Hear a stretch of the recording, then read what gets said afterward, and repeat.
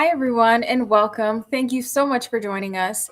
I'm your host, Paige Ryans, and today we are talking about the 24th Annual Garden State Film Festival, New Jersey's premier independent film festival. Garden State Film Festival will return from March 26th through March 29th with over 200 films from various countries screening at 9 different venues throughout Asbury Park and Cranford, New Jersey. Tickets are available at gsff.org/tickets, and there will also be tickets available at the door while supplies last. And now, let's meet today's filmmaker. I am joined by Matt Crick, director, here to talk about his short film, The Last Musician. Welcome, Matt. How's it going? Good. Thanks for having me, Paige. I'm fired up. Let's talk about The Last Musician. Let's Shoot. talk about it. Lightning round, right? Yeah, right. Well, yes, welcome. Thank you for being here. Sure, let's actually just dive right in. So, can you tell us a little bit about The Last Musician? Sure. So, The Last Musician is a story about Ethan, who's a young man in 2049 who's responsible for following government direction and removing Oliver from his home. And Oliver has a 100-year-old secret. Ooh, interesting. And can you talk a little bit about your inspiration for for directing this? Sorry about Sure. Well, actually, I mean, you mentioned the writing. The writer, Ryan Gomes, just wrote a fantastic short film. And when I read it, I had read several things before that, and they were good, that. right? But I read The Last Musician, and it's timely.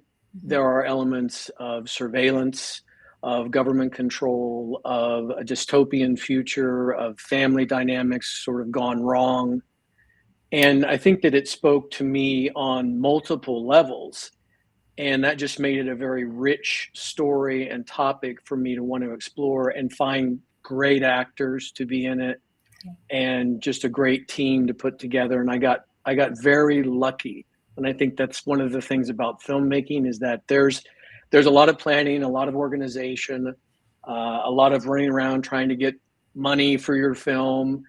But ultimately, there is an element of luck in terms of what you end up with. It's like a great cake you would bake or a great meal you would make.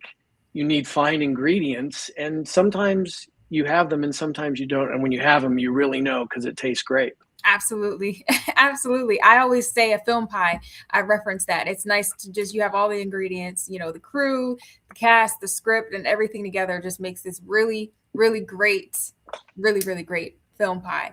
And you speak of like the casting. I think that again, the casting for this was great.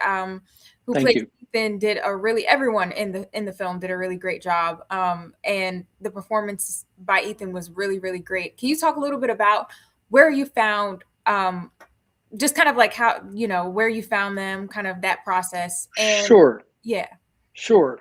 So we went to, I mean, where I think a lot of filmmakers go, especially independent filmmakers. We went to backstage and went through a fairly lengthy casting process. And one of the things about The Last Musician that was really important was that we find somebody who could actually play the piano, and also was an actor. And this was the luck part. We found Eric Rausch, who was just a beautiful pianist and a fine actor, and he fit the role of Oliver very well. And then the task was to find the other characters and find our Ethan. And finding Ethan was, that we interviewed several people for that. And I want to talk a little bit about the interview process, because something I noticed as a director going through the interview process was that I was surprised that there were so many fantastic actors available. And I think that maybe directors who are directing independent films aren't aware of how many great actors there are out there just waiting for an opportunity to work on a good project. And you don't want to limit yourself as a director or a producer in sort of thinking, well, they won't be interested because, it's an independent film and I don't have a lot of money, or we don't have a lot of time, or whatever it is, because they're interested in the story. They're interested in spending time and creating a character and just working really hard and building that story and that universe for you. And so that was just such a joy. And when we got everybody put together, and they all were ready, they came to set ready, they were prepared, and they had ideas. And for me, that was just a thrill, because I didn't have to worry about anyone not knowing their lines or any of that kind of thing. So it was just a wonderful, wonderful experience. That's great. Yeah, that's great. It's nice. I feel like also with that is just kind of you get to witness these, actors and actresses bring something different or new, or something that they just bring out something new in their character. And it's just very cool to witness. Can you talk a little bit about what that filming process was like for you? I know probably the location and, just kind of like that day to day. Yeah, I think I'll talk about two things that were unique about the filming process. So one is like an organizational thing, a logistical thing, and then one is a technical thing. So the first thing is that we shot it in 4 days. So we shot it in a short amount of time, and it was very, very highly organized. And that's credit to Ella Evans, who was the producer with me on the project. And she was just really good at doing breakdowns and making sure that it was organized really well. And we had a great crew, and everybody, was on time, and all of those things just worked like clockwork, right? The second thing is a technical thing. One of the things that we did that was very unusual is that we shot this on 8K. So this was shot in a huge format, and it's meant to be seen in the big screen. And that's why I'm so thankful for Garden State, because, everybody's going to get to see this film as it was meant to be seen. So we shot it in a large format. And what that allowed me to do as a director is that allowed me to make choices in terms of coverage and making sure that I got everything that I needed for our day in that context, so that it was shot at such a high format that we were able to get things like close-ups and things like that later in post and not have to work that into the schedule on set. Now, there were some things that happened that were, unusual, as that always happens on a shoot, and that, we had to put our attention there. But that technology allowed us to make creative choices in post-production, but it was intentional, and we planned for that. And so that made the process that much more easy to get through. And I could free my mind from the stress of it and make decisions about how to, cutting scenes or cutting dialogue, which I got to tell you, Paige, that was very stressful on set to cut dialogue. And I know my director friends and filmmakers out there are going to be like, yeah, I know what you mean. It was something else, because in the moment, and people are sort of standing around going, all right, Crick, what are you going to do? Because we don't have time to do those 5 lines. And I just you got to make the choices and hope that it all can be knit together later on. Yes. And make a good story. Yeah. I think that's also just a part of the process of just kind of like learning. You kind of learn how to pivot on the fly, Yeah. So, Yeah. It's constant. That's right. But that's awesome. It sounds like, like you said, very organized. And I think that definitely helps the production process. Was there anything that you learned from this film, whether about kind of the film itself, like film themes, or even just your filmmaking style, your directing style, that you hope to bring to your next project? Anything that stood out in that aspect? Sure.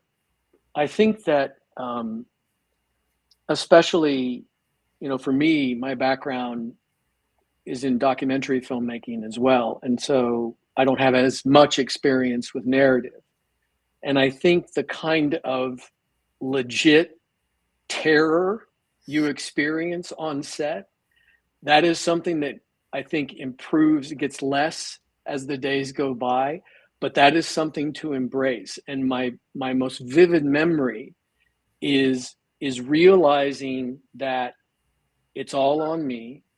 I need to make the choices I need to make. And it's not like we're packing up and turning around and going home. We're going to make this film, and we're going to make it and do as well as we can with it.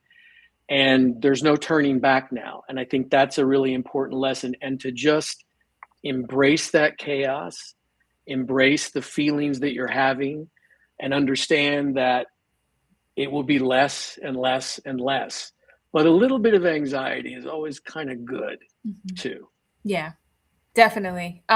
I like that about embracing the chaos, because I feel like sometimes we really do have to just embrace that and make the most of it, work with what you can.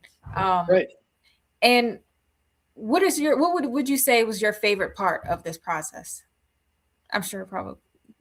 Oh, I have many. Let me just my favorite part was probably seeing the actors working with the text and the story and shaping it in a way that I did not anticipate. And just sort of stepping back and saying, oh, yeah, that's a good idea. That's a better idea. Whatever I was thinking, we're going to toss what I was thinking out. We're going to do what you're thinking about, right? Now, I mean, there might be somebody who sees this and says, oh man, you're a director, you shouldn't do that sort of thing. But my feeling is that if the actors come to set with an idea, they come on time and they're prepared and they know the text, what you want is you want their ideas. You want them to bring to the character something that you hadn't anticipated. And that was one of the best experiences. And that happened several times. That kept me going too. That kept me excited and looking forward to the next day, even though the next day was starting early and it was going to be chaos probably to some degree. But generally speaking, our DP Bella was excellent. And all of that was really organized, because I know how bad it can get and how rough it can be. So I know the difference. And I really felt grateful that it went the way that it did, and lucky too. To be able to do this, to be able to tell stories like this. Are you kidding me? Yes. It's the best job ever. Especially just, it's the creativity in it. And, you just get to see these stories again, like, how actors and actresses enhance the story, and how, great directors are able to just like tell that story from like different perspectives and, different styles and everything like that. So, yeah, that's awesome. And what are you hoping that audiences get out of watching the film? What do you hope they walk away kind of, what stays in their mind after they watch the film? Well, I think everybody is going to take something different away from the film, but my hope is that people find the story a little bit arresting, a little bit uncomfortable, but engaging and thoughtful, and they walk away from it and they think to themselves, well, this was really interesting. I'm not exactly certain about how I feel, but let me think about it a little bit. And if I can get anybody in the audience to think, feel, or do something, my job is done. That's it. Yeah. I could ask for nothing more than that. Absolutely. I think that also just means you did a great job, is when you're able to just. Well, let's wait and see, Paige. I hope that's true.